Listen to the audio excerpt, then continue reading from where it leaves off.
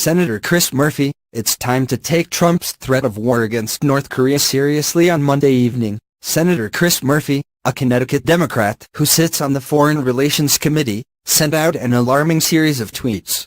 It's time to take Trump seriously as he keeps hinting, over and over, that he wants to go to war with North Korea, Murphy tweeted. He went on to argue that the media's tendency to dismiss Trump's comments as bluster has been wrong before, and Trump's persistent series of provocations, as well as his dismissal of Secretary of State Rex Tillerson's efforts to find a diplomatic solution, suggest his views on North Korea are more fixed than critics realized. In recent years, Murphy has emerged as a leading foreign policy voice among Senate Democrats, as well as something of a social media celebrity. His tweets rack up thousands of likes and retweets, in part because he uses the platform to make actual arguments, not simply distribute press releases. But his string of missives on Monday read different from his usual fare. They read scared, even desperate. Many of us have begun to hear whispers of more serious war talk in and near the White House, he wrote. Trump's calm before the storm comment sent chills. I spoke with Murphy on Tuesday about the threat of war with North Korea, what he was hearing from his contacts in the Defense Department, and what Congress could do to prevent Trump from impulsively attacking North Korea. A transcript of our conversation, lightly edited for length and clarity, follows. Ezra Klein. I think, for many, Trump's semi-daily North Korea tweets have faded into background noise. So explain to me why you are becoming more, not less, alarmed. Chris Murphy. The president has sent us very clear signals about his enthusiasm for military conflict with North Korea. But because our brains understand that to be cataclysmic, we assume there's another agenda behind his rhetoric, or that he will be convinced otherwise. I think given the stakes of a potential strike against North Korea, we have to act under the assumption that he is serious, and he has given us a lot of reason to think he is. Ezra Klein. The rebuttal to this I hear most often is that Trump is surrounded by advisors who clearly don't want war with North Korea, and it is their calmer statements, and not Trump's morning missives, that offer the truest guide to administration policy. Chris Murphy. We know many of Trump's advisors counseled him to stay in the Paris climate agreement. He didn't. Very few people thought he would go as far as he did on the Muslim ban.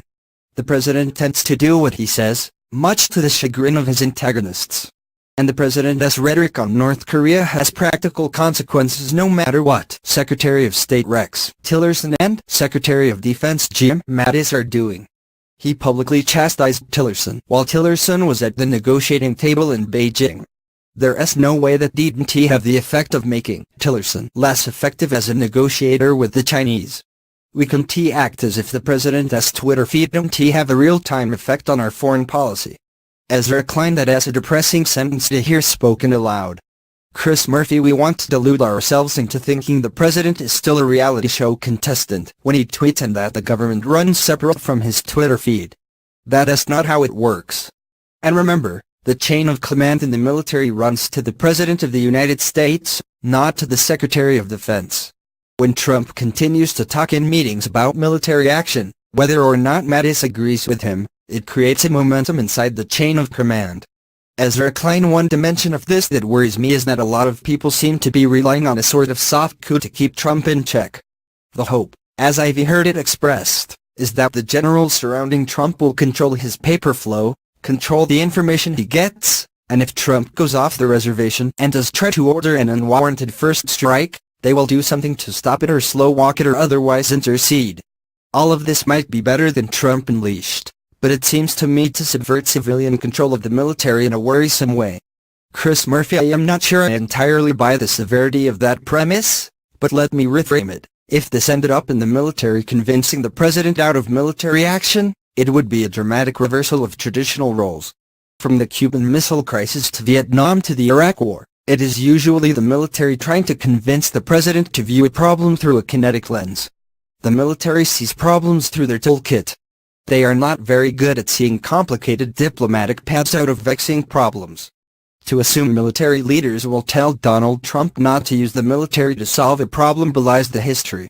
Ezra Klein. Your most worrisome comment, to me, was that you have begun to hear whispers of more serious war talk in and near the White House. Can you characterize those whispers any further? Chris Murphy. I am not going to go any deeper than that. We all have lanes into the Department of Defense, and in the last week or so, I and others that I trust have started to pick up a different tone from them and their representatives in Congress than we saw a few months ago. I am not saying anyone is coming to Congress and presenting war plans. But we're adept at picking up changes in tone, and there is one. Ezra Klein, when you say you re-picking up a change in tone, are you saying you re-sensing more concrete planning for military action, or more fear that there will be military action? Chris Murphy, I am not willing to go any further than what I've said. Ezra Klein, let us talk about the possibility of congressional containment on Trump. My sense is that both Republicans and Democrats in Congress broadly agree with you, and with much of the White House, that Trump should not be allowed to impulsively escalate us into a first strike with North Korea. Bob Corker, the chair of the Senate Foreign Relations Committee, said just this week that he was far from alone among Republicans who think Trump is dangerous. And yet there has been very little concrete action by Congress to contain him or limit the damage he could do. Why? Chris Murphy, some of it is due to the simple atrophy of the muscles Congress traditionally uses to exercise authority on foreign policy. We haven't passed a State Department authorization in a decade. We've not debated a war authorization in a decade and a half.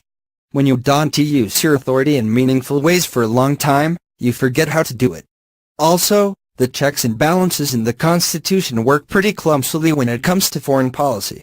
The president is supposed to possess the day-to-day management of foreign affairs, so there is understandably resistance to putting too much constraint on his powers.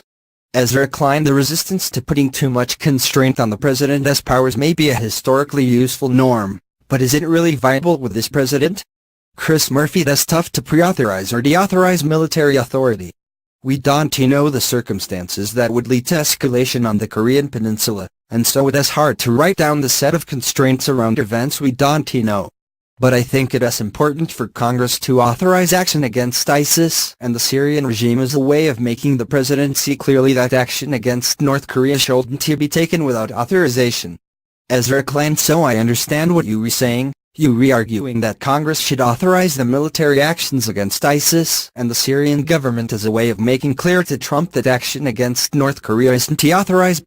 Chris Murphy, I worry our failure to authorize action in the Middle East is a signal to the president that we have given him a blank check on overall military strategy. So I think it is important to authorize action on ISIS or the Syrian regime, because it may chill his interest in acting in an unauthorized way in the Korean Peninsula. Ezra Klein, to be honest, that seems like an awfully subtle way to communicate with this president. Chris Murphy agreed. But the alternative, which is to pass legislation pre-constraining his ability to manage foreign policy in the Korean Peninsula, is difficult as well. Ezra Klein, when I think about this, I imagine historians writing about this era and the aftermath of a nuclear exchange with North Korea that killed millions. And if that happens, I think they are going to look at us and ask, what were you doing? He was tweeting Rocket Man insults at one of the world's least rational leaders. How could you not have stopped this? And I don't know what we were going to be able to say. Chris Murphy, that's why I sent out that series of tweets. I worry we have normalized his